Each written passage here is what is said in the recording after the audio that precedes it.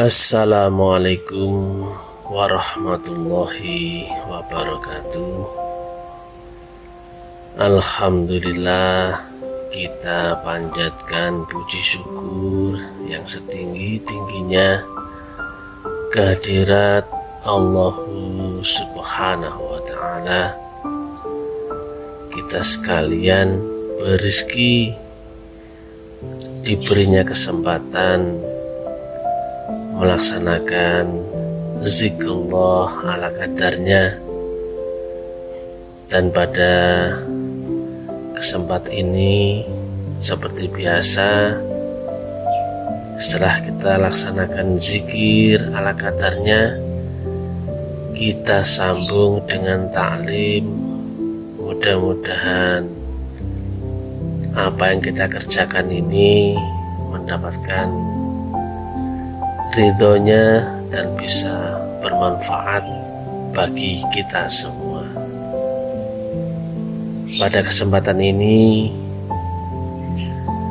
kita coba mengupas tentang membaca Quran yang qadim. Yang Quran ini tidak lagi berlafal huruf, tapi ada dibaca. Quran yang mushaf ya seperti itu, ada 30 juz dan sebagainya, bisa dilihat, dibaca, ditafsiri, diartikan dan sebagainya. Tetapi ada dimensi Quran yang lain. Nah, sebenarnya sih sama Qurannya, tapi yang tadi itu Quran mushaf, itu Quran yang ada di dimensi lahiriah, jasmaniah kita, yang bisa dibaca akal. Dan satunya adalah dimensi Quran yang ada di dimensi rohani, itu yang biasanya disebut sebagai Quran yang qadim, Quran yang tidak lagi berlafal huruf tapi bisa dibaca. Tentunya bacanya ya nggak sama dengan Quran yang di dimensi akal. Quran yang rohani membacanya ya lewat rohani. Nah, Quran yang rohani ini disebutkan di dalam Asy-Syura 52 bahwa Quran kitab itu dan iman itu dirupakan nur. Jadi Quran itu ya sebenarnya ya berupa cahaya. Yang bisa membacakan Quran yang nur ya mestinya ya dia sendiri, bukan kita. Yang bisa ke dalam kolbu manusia ya dia sendiri, Allah Ta'ala itu menurunkannya, kemudian memberikan pemahamannya, bahkan makomnya, kondisinya, dia sendiri yang bisa membukakan hijabnya buat kita. Adaptasi Quran yang pertama, yaitu Quran yang mushaf, kita semua sudah tahu. Mulai dari kecil kita sudah diajari ngaji, ada nahwu, shoroh dan sebagainya, itu ilmunya untuk membaca Quran yang mushaf. Tapi Quran yang nur atau Quran yang qadim, cara membacanya mesti memakai metodologi. Logika saja, untuk membaca Quran yang mushaf semuanya bisa, asalkan mempunyai kemampuan membaca. Nah, setelah itu ada tingkatan-tingkatan kemampuan orang, mulai bisa mengartikan, kemudian paham, kemudian membenarkan. Itu masih di level akal kita, di dimensi jasmani kita. Tetapi dimensi untuk naik saksi di makom-makom di dalam Quran itu sendiri nggak bisa dijangkau lewat akal, walaupun dia seorang yang pinter sekalipun, akalnya cerdas atau ilmu pengetahuannya luas, nggak bisa selama dia masih di dimensi akal. Nah, padahal akal pun bertingkat-tingkat.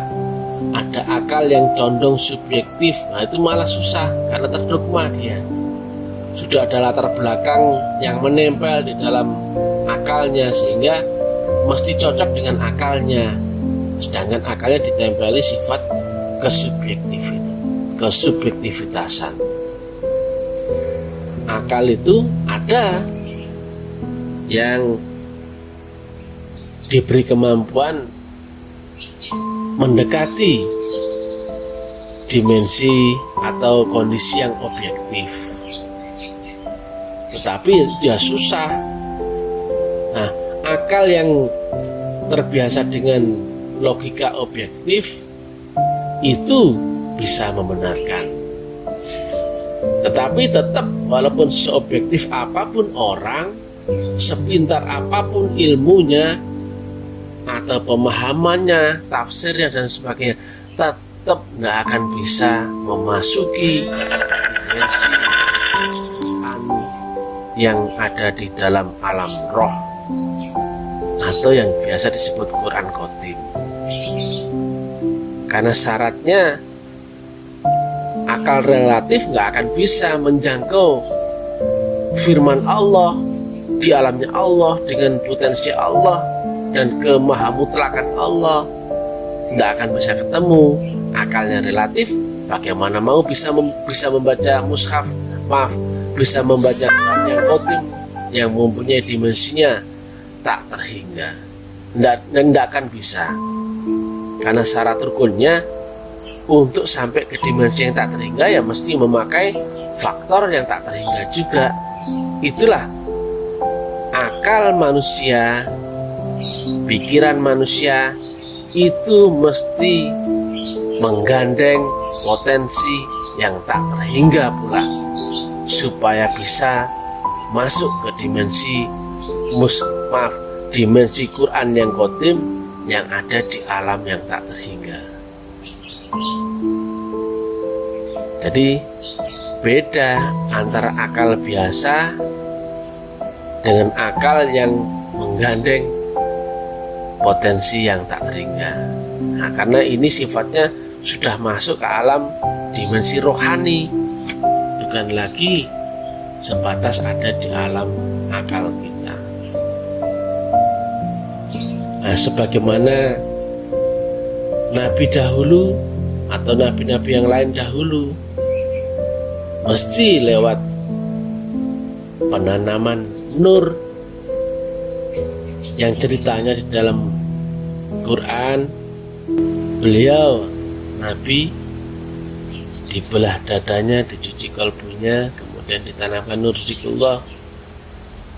Karena Allah ridho, Allah memilih Nabi Muhammad untuk menerima nur iman dan nur kitab itu, sehingga diturunkannya lah malaikat Jibril untuk menurunkan nur zikrullah Allah untuk dimasukkan ke dalam kalbu junjungan Rasulullah Muhammad SAW. Dengan itu Quran itu akan masuk nurnya, dan yang membaca adalah nur daripada rohani kita. Nur ketemu nur, hidup dia. Maka Quran itu menjadi tidak lagi dibatasi tulisan, tidak lagi dibatasi 30 juz, tidak lagi dibatasi lafal dan huruf. Dia hidup berupa cahaya. Nah, selanjutnya cahaya itu bermanifestasi di dalam manusia. Ada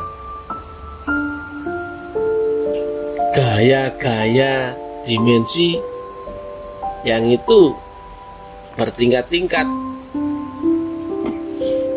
Jadi Allah yang pertama menurunkan Quran itu berupa cahaya. Nah, kita masih nggak paham apa-apa, nggak bisa paham, tahu aja enggak, tapi cukup menerima. Dan kemudian cahaya itu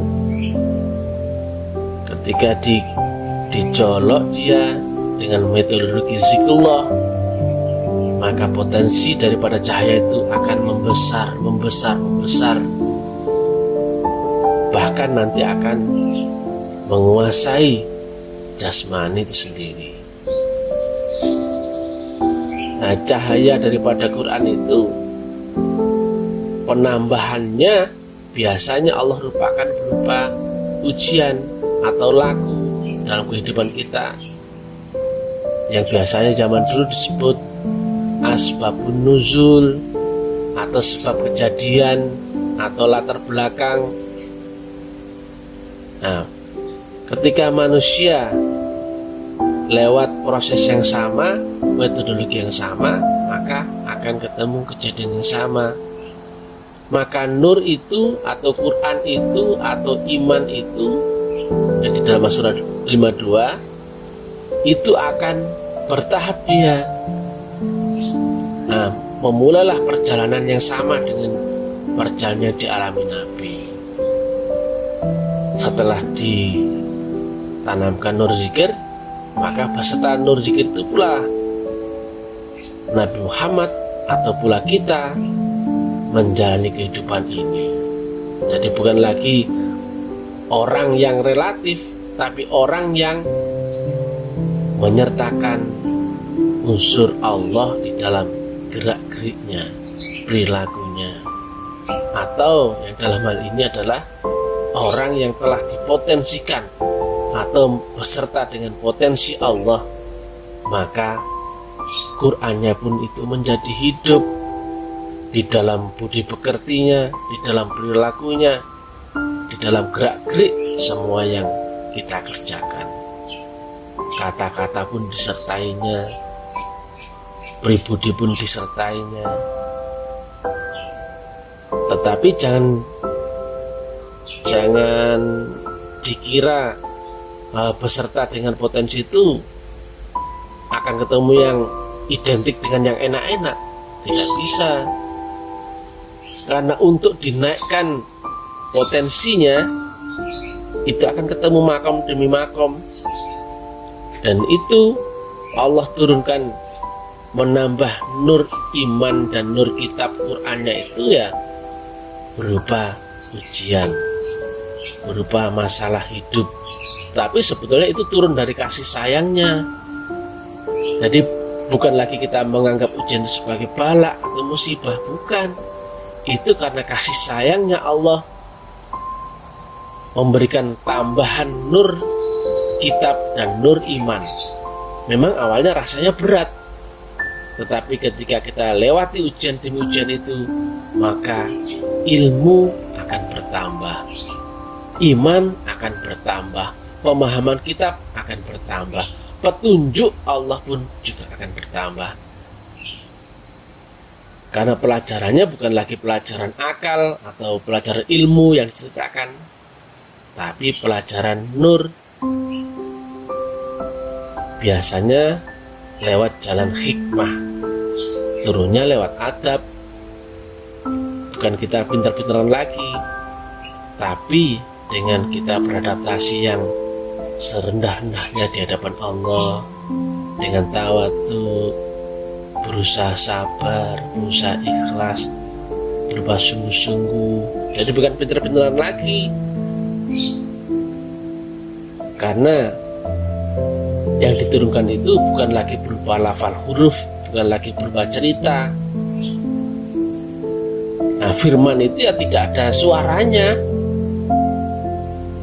berupa nur saja yang masuk dalam kolbu, di dalam kolbu, dan kita itulah yang nanti akan bisa merubah nur itu. Maaf, bukan kita ya maksudnya, artinya dengan suatu sistem di dalam manusia yang nur itu akan menerjemahkan di dalam pemahaman kita. Nah, itu nanti kita akan tahu. Itu yang katanya orang dulu disebut laduni, atau ilmu yang turun langsung dari langit. Ada gaya horizontal berupa gaya hukum syariat, dan ada gaya vertikal berupa hukum hakikat. Pertemuan dua gaya itu akan membentuk dimensi gaya baru, yaitu ma'rifatullah yang turun dari sisi Allah Ta'ala langsung. Nah, nantinya setelah kita mendapatkan nur kitab dan nur iman itu, kita akan ketemu kejadian-kejadian di alam syariat dan juga ketemu kejadian-kejadian di alam hakikat, dan ujung-ujungnya adalah makom. Kita akan diberi ilmu hikmah yang turun dari langit, yaitu berupa ilmu ma'rifatullah. Nah, makanya ini nggak bisa ceritakan, nggak akan bisa, karena dimensinya sudah bukan lagi di akal. Tidak bisa transfer knowledge-nya, tidak bisa akal via akal, karena itu sudah pelajaran yang turun dari sisi Allah. Nah, makanya akal saja, walaupun akal itu berilmu, tetap nggak akan mampu menerjemahkan menerjemahkan firman Allah dari alam mutlak yang tak terhingga. Rumus dimensinya saja nggak ketemu, mutlak nggak akan pernah ketemu sama relatif, karena sifatnya keterbatasan yang saling bertolak belakang. Untuk menuju membaca firman Allah yang maha mutlak, ya mesti pakai unsur Allah yang mutlak. Dan Quran itu nanti akan hidup terangkai dengan sendirinya. Kita akan diberi paham, mengerti sendiri, paham, membenarkan, dan yang lebih lagi adalah bisa membuktikan. Karena kita melewati kejadian yang sama dengan kejadian yang dialami orang-orang yang melewati jalan ini sebelumnya, atau orang-orang yang melewati metodologi ini sebelumnya. Kalau dari jalan A menuju Z misalkan, di tengah-tengah itu ada B, C, D, E, F, maka orang pertama lewat jalan itu ya ketemu B, C, D, E, dan seterusnya. Maka orang yang selanjutnya, jika lewat metodologi yang sama, unsur yang sama, membaca dengan metodologi yang sama, maka dia pun akan ketemu kejadian yang sama. Itu cara kita membaca firman Allah, firman yang diturunkan kepada, mohon maaf, Muhammad bin Abdullah, yang disebut sebagai Nabi Muhammad. Nah, kita pun akan ketemu semua yang dialami Nabi sesuai dengan level-levelnya itu. Kita pun akan melewati kejadian yang sama juga. Tapi bukan berarti kalau Nabi Muhammad sempurna maka kita sempurna, enggak. Tapi jalannya itu lewat jalan yang sama, dari A, B, C, D, E. Nah, kita pun begitu, A, B, C, D, E. Nah, hanya saja Nabi mencapai makam kesempurnaan, kita enggak. Cuma jalannya sama, maka kita pasti bisa membenarkan apa-apa yang disampaikan oleh Nabi. Pasti bisa membenarkan kitab Quran yang dalam mushaf, karena kita pun telah mengalami di dimensi alam virtualnya, di dimensi kejadiannya, yang itu ada di alam multidimensional. Memang sulit, rumit, dan memakai rukun syarat, tidak bisa untuk semua orang. Yang mushaf itu ya bisa dibaca mulai anak kecil sampai dewasa tua, ya bisa baca mushaf itu, mulai TK sampai doktor, profesor ya bisa. Artinya ya sama. Misalkan Al-Fatihah, misalkan ya, mulai anak kecil sampai profesor ya artinya sama, karena membaca dengan akal relatif yang sama. Tetapi apabila dibaca dengan dimensi yang berbeda, yaitu dimensi roh, nah Qur'annya pun berupa Qur'an Qadim, itu akan berbeda-beda sesuai dengan makomnya. Nah itu perbedaannya itu linear hidup. Di level A maka ketemu A, di level B ketemu B, di level C ketemu C. Tetapi pencapaian masing-masing orang beda. Ada yang sampai S, ada yang baru sampai N misalkan. Tetapi di level N sama-sama membenarkan. Makanya Nabi Muhammad nggak pernah hidup di zaman Nabi Musa, Nabi Adam, Nabi Ibrahim, Nabi Nuh, tapi bisa membenarkan semua yang dikerjakan atau yang dilewati nabi-nabi yang sebelumnya. Begitu pula nabi-nabi yang lain membenarkan kebenaran Nabi Muhammad, karena jalannya sama, metodologinya sama, Qur'annya sama, kitabnya sama, imannya sama. Yang membedakan adalah makomnya.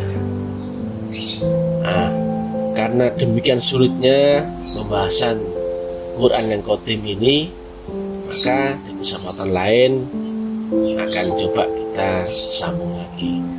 Mudah-mudahan bermanfaat. Kurang lebihnya saya mohon maaf sebesar-besarnya. Assalamualaikum warahmatullahi wabarakatuh.